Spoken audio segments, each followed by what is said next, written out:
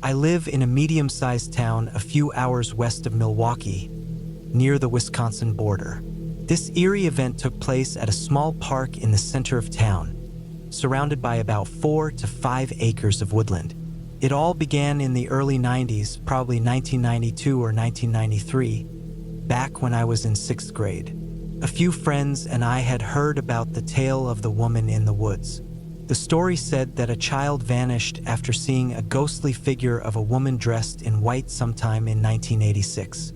A few years later, an adult also disappeared under similar circumstances after a sighting of the same mysterious figure. The park soon earned a reputation as a haunted spot, and some people reportedly moved out of their homes after glimpsing this spectral woman drifting through the trees. Over time, the rumors grew wilder. Stories about occult rituals, satanic practices, kidnappings, and even murders swirled around the place. One day, we stumbled across a pentagram spray-painted on a tree near the park, which only made the whole thing even creepier. Fast forward to the summer of 1994. A friend named Jason invited us to a sleepover at his house, just a short walk from the park. Naturally, being curious kids, we decided to sneak out around 1 a.m. to investigate the legend of the woman in the woods. We wanted to see if there was any truth to the rumors. And guess what? There was. It didn't take long before we saw her. A pale figure with long, white hair and flowing garments, almost glowing in the darkness. She looked exactly like the kind of ghost you'd imagine in a scary story, and it was the most terrifying thing any of us had ever seen. We bolted back to Jason's house faster than you'd believe. No, she didn't chase us or do anything dramatic like sprouting wings or letting out a terrifying scream. She just stood there, staring into the woods, completely unaware of us frightened kids. Years later, I ended up living just a couple of blocks from that park. Life went on, college, a career, marriage, kids, but every so often, I'd walk my dog through the park. I'd glance at the spot where we saw her and wonder if what we saw that night was real or just our overactive imaginations. In 2009, I got talking to a guy who was moving out of the house closest to the park. Casually, I asked him if he'd ever heard about the woman in the woods. To my surprise, he not only knew the story but had a shocking explanation. It turned out the mysterious figure wasn't a ghost at all. It was his mother. She had a medical condition that caused her to sleepwalk, and she'd often wander outside at night wearing a white nightgown.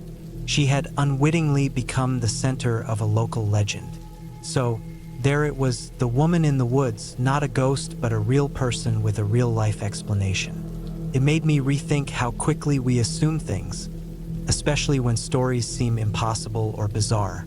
By 2020, I had moved out of that little house and rarely visited the park anymore. But the memory of the woman in the woods, her real story, still crosses my mind occasionally. The experience taught me to listen, to take in the details, and to remember that even the strangest tales often have a kernel of truth.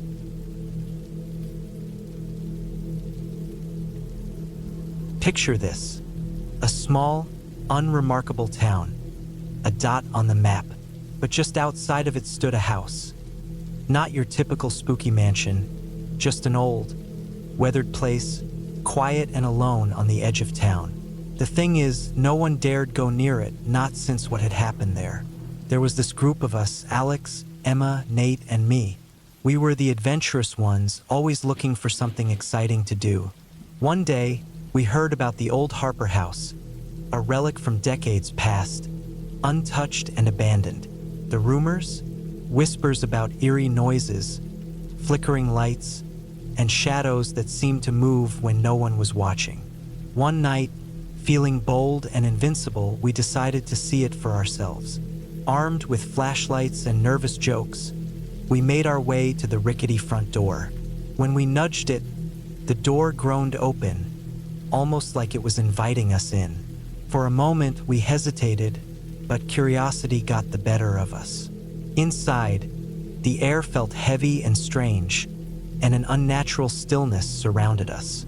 Our footsteps echoed eerily as we wandered through the dark, empty rooms, each colder and gloomier than the last. Suddenly, a bone-chilling wail echoed in the distance. We froze, our hearts racing as we exchanged uneasy looks. Drawn by the sound, we climbed the creaking staircase to the attic. There, we found something unexpected: an old music box, dust-covered and out of place. The haunting wail persisted, blending with a soft, ghostly melody as the box played on its own. Shadows in the room began to shift unnaturally, twisting and morphing into shapes. Then, from the darkness, a figure appeared, a spectral woman in a tattered vintage gown. We were frozen in fear as she moved closer, her hollow eyes seeming to look straight through us. But instead of malice, there was sadness in her presence. She murmured words we couldn't fully understand, a tragic story of heartbreak and loss. As we watched, the music box suddenly stopped, and the eerie wailing ceased. The ghostly woman gave us one last sorrowful look before fading into nothingness, like mist dissolving into the air. We stood there, trying to catch our breath, realizing we had just experienced something beyond explanation. The next day, we tried to share what happened, but no one believed us. The Harper House remained boarded up and forgotten, its secrets locked away. Our group eventually drifted apart, each of us haunted in our own way by that night. Years later, I found myself passing through that same small town. I couldn't resist taking a detour to see the old house. It was still there, quiet and crumbling, a shadow of its former self. The stories lived on, whispered from one generation to the next, the tale of the haunted Harper House and the ghostly bride. And so, the mystery remains, etched into the walls of that forsaken place, a story told to those willing to listen. Thanks for letting me share it. It's like one of those campfire stories, except this one actually happened to me.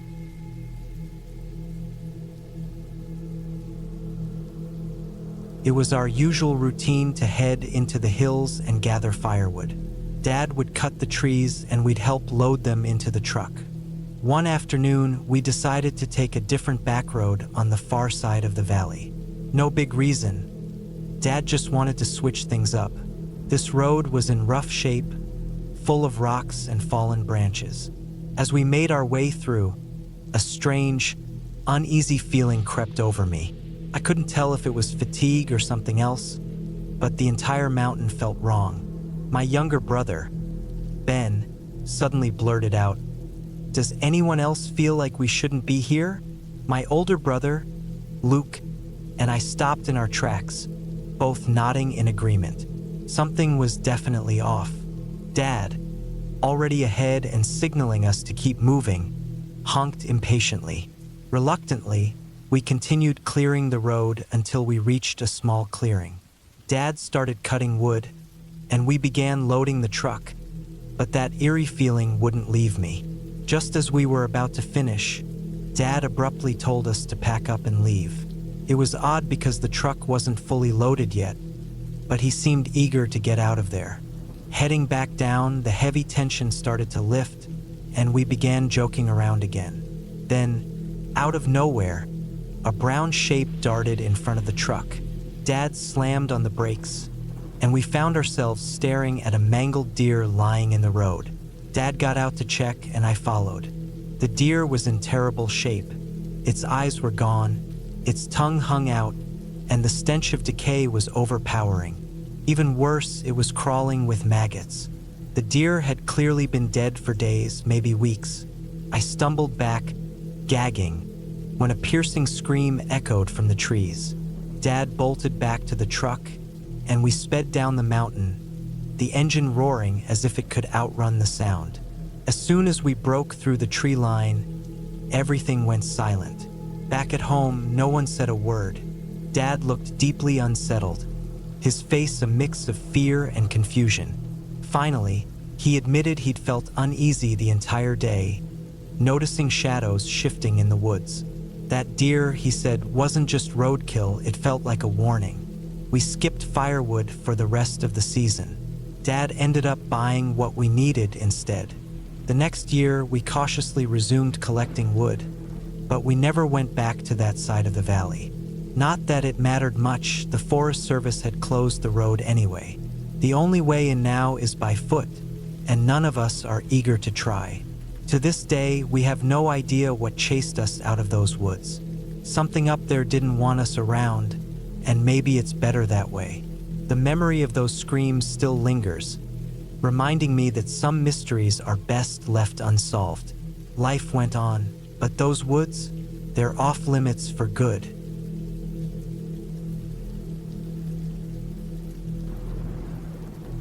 In the hills of eastern Tennessee, I wouldn't call myself much of an outdoors person, especially not a fan of the woods. But my family owns about 12 acres of forested land, and since I grew up around it, it feels familiar, like a second home. That said, there's this one little grove behind our house that gives me the creeps. Even my parents and our pets seem to avoid it. Let me tell you about some of the strange things that have happened there. When I was around 10 years old, I decided to camp out in the backyard. I set up a small tent, grabbed some books, and made myself comfortable. But before the sun even went down, I felt uneasy. As the night set in, I started hearing loud crunching sounds, like someone heavy walking on 2 feet. The footsteps never got too close, but they circled around for what felt like an hour. Eventually, I got scared and ran back inside. A few years later, when I was about 12, my mom decided to build a few raised garden beds at the edge of the woods. While working on them, both of us felt on edge, irritated for no real reason. The strangest part?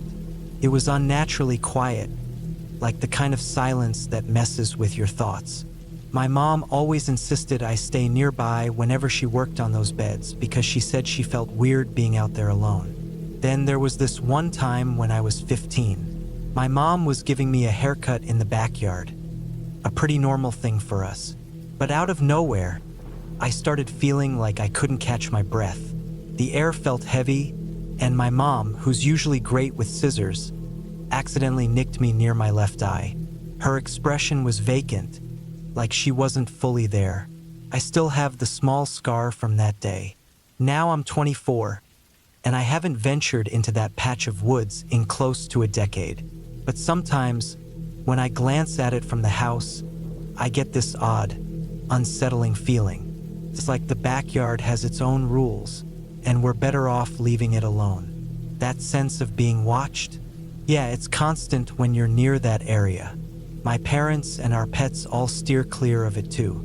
Even during the day, that spot is unnaturally dark. The shadows feel off, like they're moving or playing tricks on you. The old raised garden beds are still back there, rotting away in the overgrowth. We abandoned the gardening project because every time we were there, it felt like something was messing with us, heightening our tempers for no reason. And that camping trip I took as a kid, I still think about the crunching noises circling the yard. It wasn't the kind of sound you could explain away. Then there's the memory of my mom cutting my hair, that cold air, the weight on my chest, and her spaced out look. To this day, I can't explain what's wrong with that patch of land. It's like the forest holds some kind of secret it doesn't want to share. But we keep pretending it's nothing, avoiding the strange vibes that linger back there. Sometimes, when I catch sight of the grove from a window, I still feel a shiver run down my spine, like something is there watching and waiting. Whatever it is, it doesn't feel welcoming. Life goes on, though, right? I'm Jake, living with my dad and brothers in this mountain town.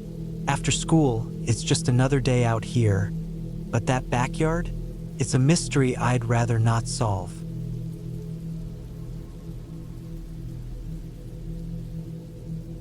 All right, listen up. My name's Jake, and I have to share the strangest and creepiest experience I've ever had in the Nevada desert.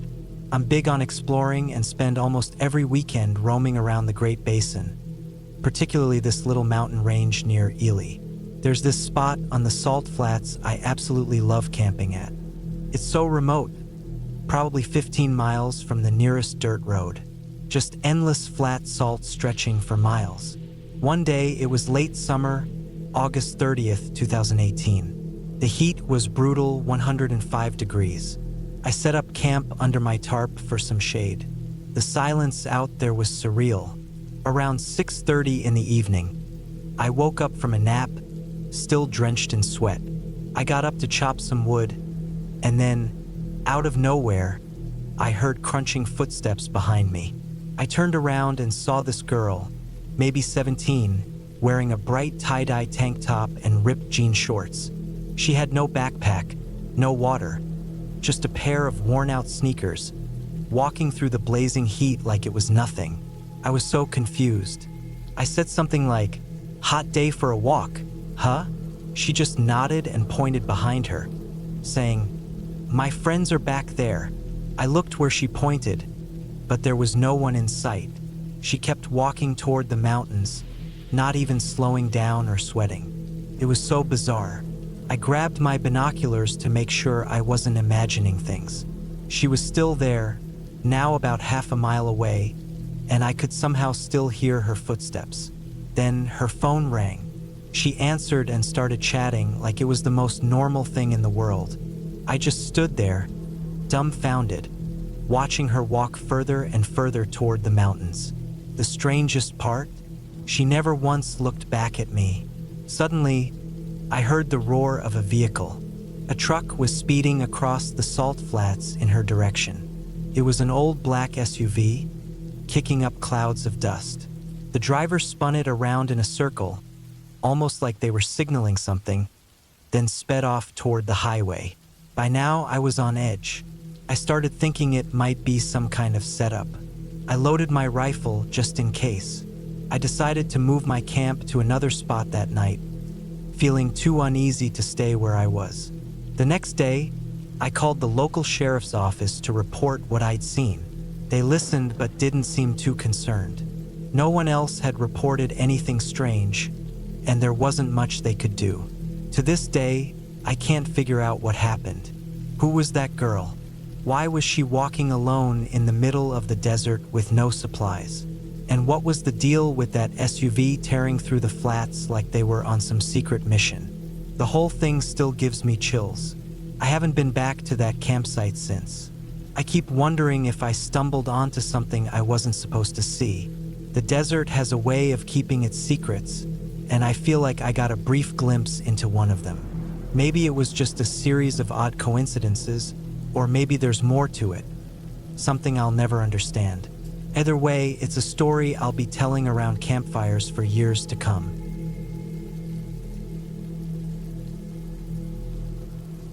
We'd been planning the trip for a week, but as the day neared, the weather turned unexpectedly bad, cold and overcast, which isn't typical for Tennessee. Anyway, being in our early 40s, we layered up, packed some bourbon and beers, and headed for a spot my friend had heard of deep in the woods, far from the crowded camping areas.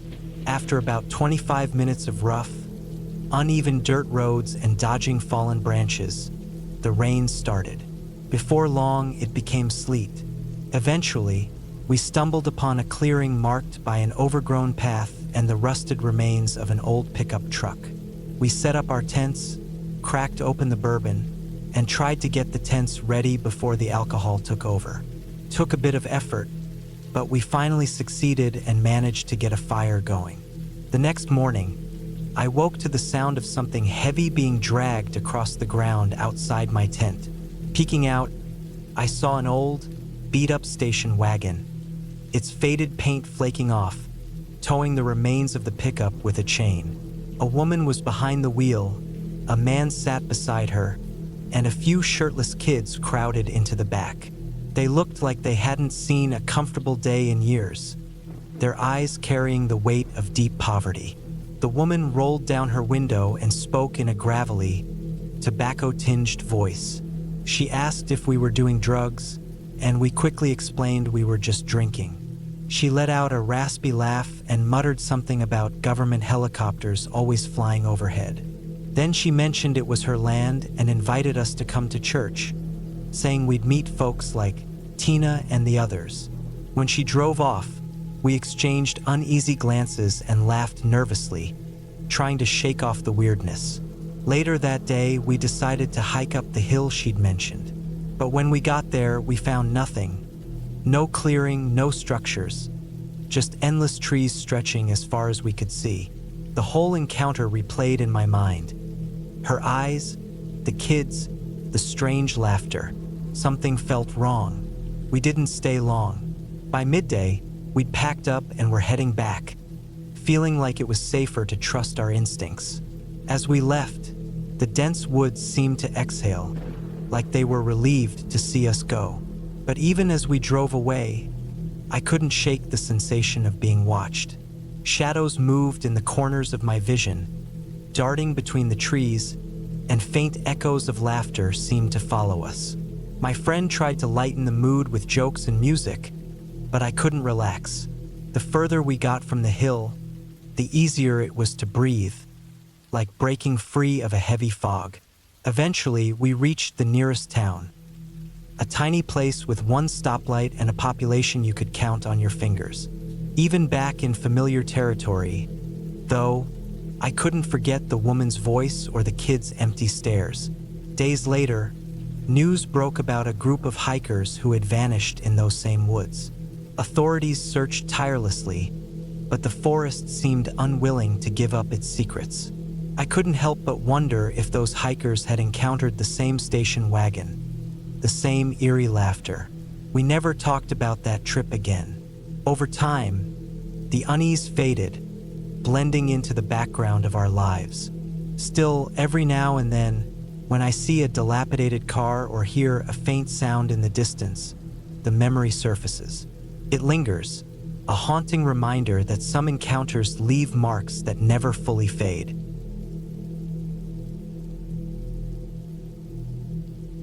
So let me share this wild camping adventure that happened over a decade ago. This isn't some made-up tale. Every person who was there witnessed the strange events that night. Buckle up because it's going to get weird.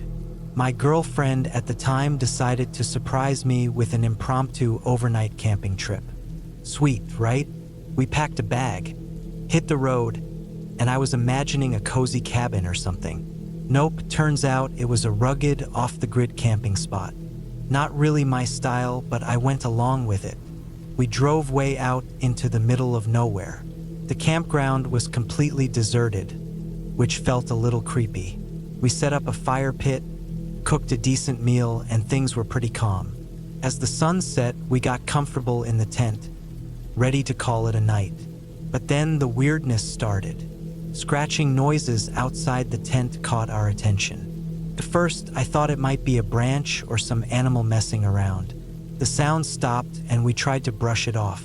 But suddenly, something hit the tent hard, like a battering ram. My heart was racing. Adrenaline kicked in, and I bolted out of the tent, ready to confront whatever it was. And guess what? Nothing. Not a single thing.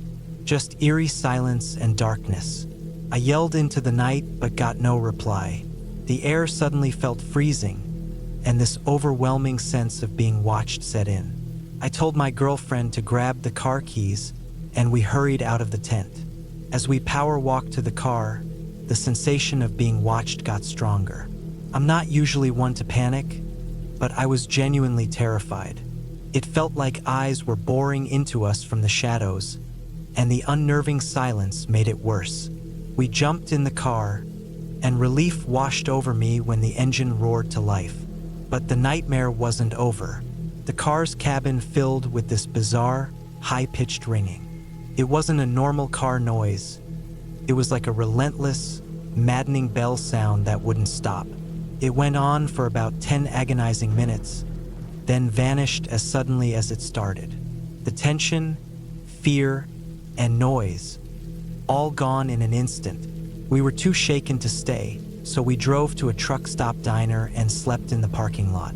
The next morning, we decided to return to the campsite in the daylight. When we got there, everything looked normal. Nothing seemed out of place. The tent and our gear were still there, untouched. We packed everything up as fast as we could and left. That place had such a strange, unsettling vibe. I haven't gone camping since, and if I ever do, it'll be in an RV at a busy campground with plenty of people around. This all happened in the remote mountains of southern Arizona, far from civilization.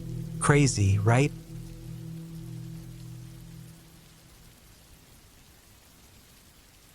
A secluded spot by some hiking trails, complete with hot springs and a towering waterfall.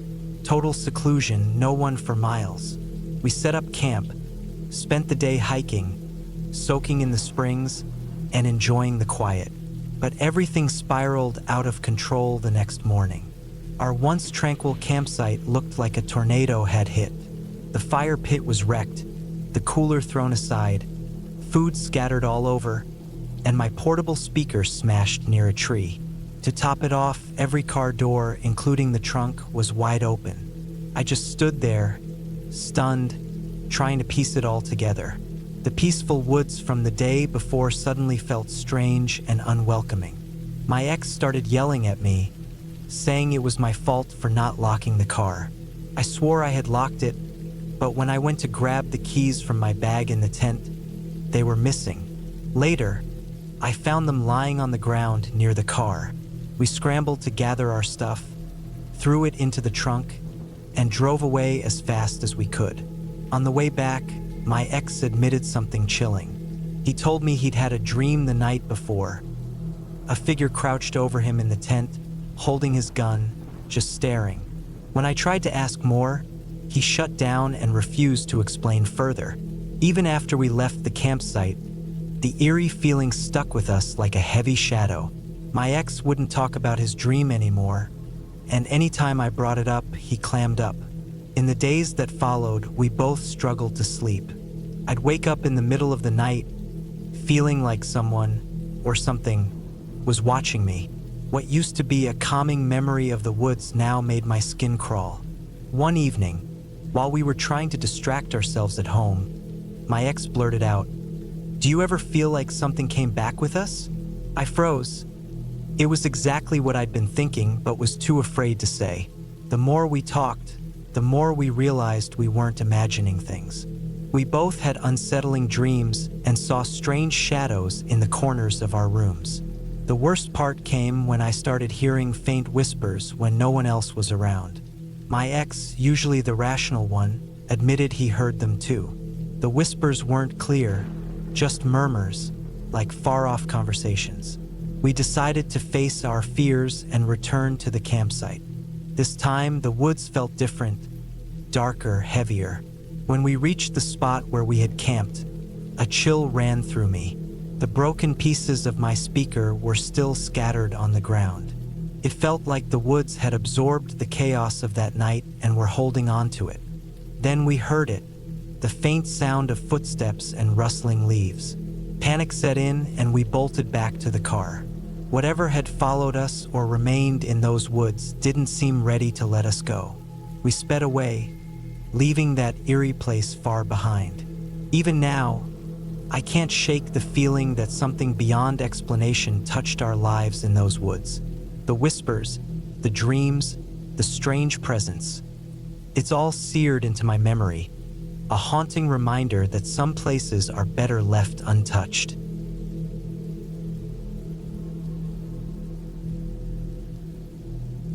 When I was younger, maybe around 13, and my friend, let's call him Lucas, was about 11, we lived near a large stretch of forest. Odd things happened in those woods, and I still don't know if it was something supernatural or just plain strange. Lucas's family owned a lot of land about 60 miles outside a small town in British Columbia, Canada. Their property was surrounded by thick trees, split in half by a gravel road. One day, we decided to explore the forest. Lucas's dad had warned us about a strange-looking stray dog that had been seen nearby. He said the dog looked sick and told us to stay away if we came across it. Undeterred, we started walking along the road, with the lighter, friendlier part of the forest on our right and the eerier section, what locals called Shadow Hollow, on our left. That left side always gave us a bad feeling, but we were feeling adventurous that day. As we walked, we noticed a giant spruce tree with a bright red ribbon tied to one of its branches. The ribbon was fluttering wildly, which was strange because the air was completely still. I even tested it by wetting my finger to feel for a breeze. Nothing. Yet the ribbon danced like it had a life of its own. Intrigued and a little spooked, we kept walking. The deeper we went, the stranger it became. On the left, the hillside seemed carved out, almost like an amphitheater, framed by golden leaves and shadowy trees. Lucas got excited, claiming he'd heard wildcats. He said his dad had seen some with kittens before. He started mimicking a cat's meow, trying to lure them out. That's when things took a creepy turn. Something meowed back. At first, we thought it was a real cat, but the sound wasn't quite right. It mirrored Lucas's meows exactly, like it was mimicking us. Stranger still, there were no echoes for any of the other noises. No rustling leaves, no crunching gravel, just that uncanny meow. Lucas thought it was a wild cat coming closer, but I had a sinking feeling. Animals don't act like that. Then, out of nowhere, I heard loud panting right by my feet, like a large dog was there. But when I looked down, there was nothing. Panicked, I turned to look up the road and spotted a mangy dog in the distance. It looked like some kind of mutt, maybe part German Shepherd, and it seemed wrong, like it didn't belong. The panting sound shouldn't have been so close if the dog was that far away. Fear took over, and we bolted downhill toward Lucas's house. We didn't stop running until we were safely inside. That was the last time we ventured into those woods. Whatever was out there wasn't something we wanted to understand. Over the years, the memory faded as life moved on, and Lucas and I went our separate ways. But sometimes, I still think about Shadow Hollow and the strange things we experienced. Years later, I came across a story online about a similar encounter in a forest. Different details, but the same eerie feeling. Unseen forces, inexplicable sounds, and a sense that the woods themselves were alive with something unnatural. I couldn't help but wonder if others had faced what we did. Was it just our imagination? Or was there something truly mysterious hiding in that forest? Whatever the truth, the memory of that day stays with me. A constant reminder that some places and events defy explanation. Shadow Hollow remains etched in my mind as a place where the ordinary and the unexplainable intersected, leaving me with a chill I'll never forget.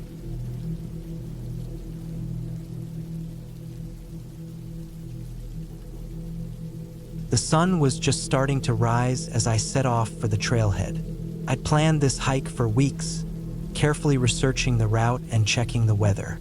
It was supposed to be a crisp, clear day, perfect for a solo trek. I needed the time away from my routine, from the constant ping of notifications and the hum of everyday life.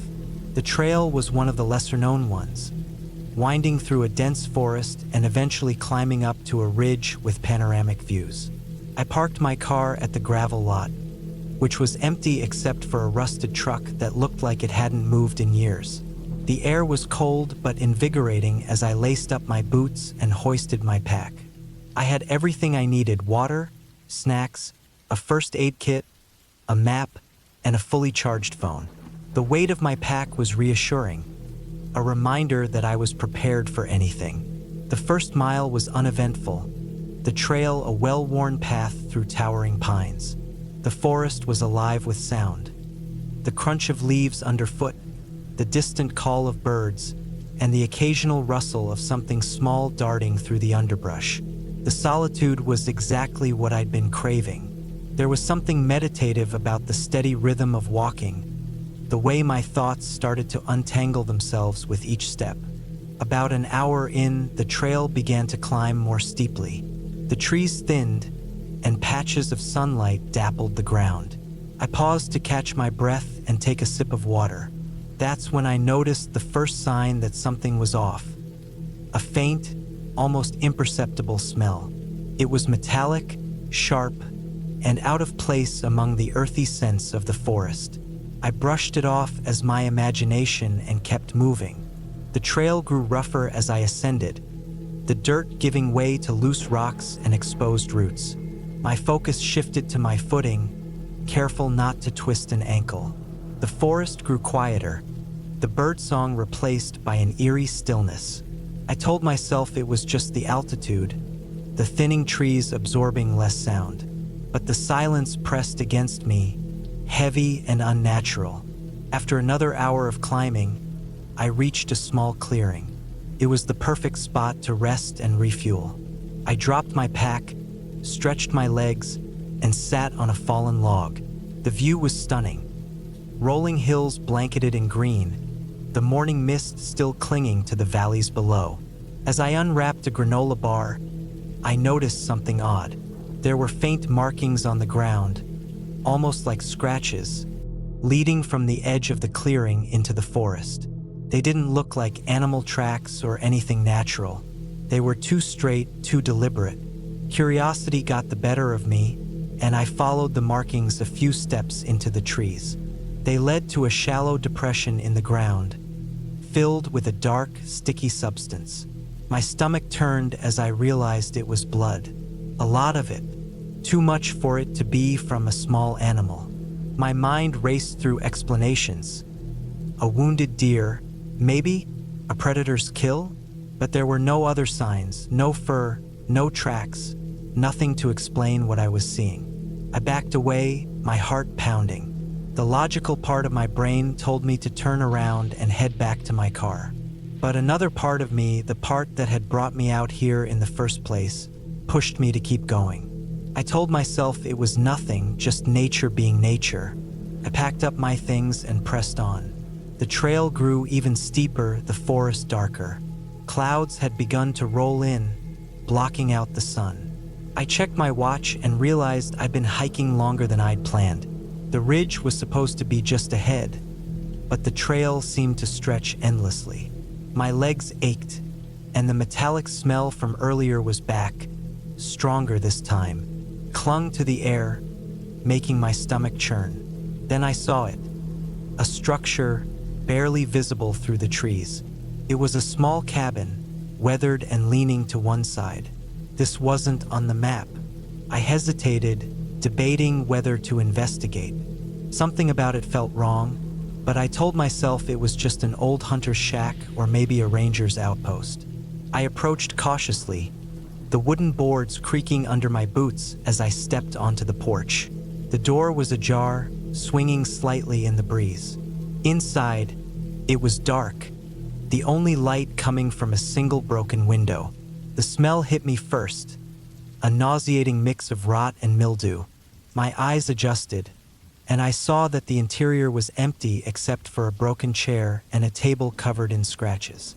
The walls were scrawled with markings, similar to the ones I'd seen in the clearing. They were crude, almost like tally marks, but they covered every surface. I stepped back, my skin crawling. As I turned to leave, my boot caught on something. Looking down, I saw a small bundle wrapped in cloth. Against my better judgment, I nudged it with my foot, revealing a cluster of bones. Animal bones, I hoped.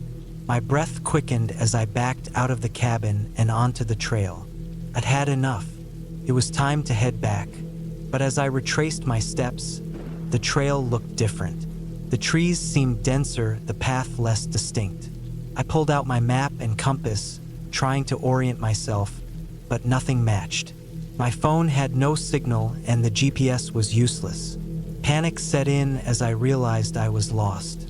The forest felt alive now, but not in the comforting way it had that morning. Every sound made me jump. The snap of a twig, the rustle of leaves. I pushed forward, hoping to find a familiar landmark, but the landscape seemed to shift around me. Hours passed, the sky growing darker with each step. My legs burned, my throat was dry, and I was out of water. Just as I was about to give up, I stumbled into another clearing. My relief was short-lived when I realized it was the same clearing I'd rested in earlier. The markings were still there, and the bloodstain looked fresher, got darker. I wasn't alone. I could feel it.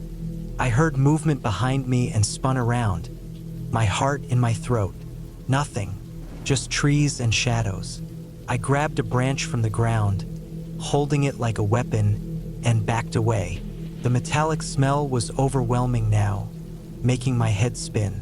Then I saw it, a figure barely visible through the trees. It was tall, human-shaped, but something about it was off. It moved slowly, deliberately, as if it knew I was watching. My legs screamed at me to run, but my body wouldn't obey.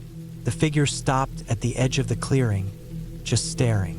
Then it turned and disappeared into the forest. I didn't wait to see what would happen next. I ran, branches clawing at my face and arms. I didn't care about the trail or the direction. I just needed to get away. The forest blurred around me, my breath coming in ragged gasps. Eventually, I saw a flash of metal through the trees. My car. I burst into the parking lot, my legs nearly giving out as I reached the driver's side door. I fumbled with the keys, my hands shaking, and finally got the door open. I started the engine and sped down the dirt road, not daring to look back. It wasn't until I was miles away, on the main highway, that I allowed myself to breathe. My hands were still trembling, my mind racing with what I'd seen. I reported the cabin and the blood to the authorities the next day. They thanked me and said they'd investigate, but I never heard anything more. I don't know what I saw out there, and maybe I never will, but I've learned one thing. Some places are better left unexplored.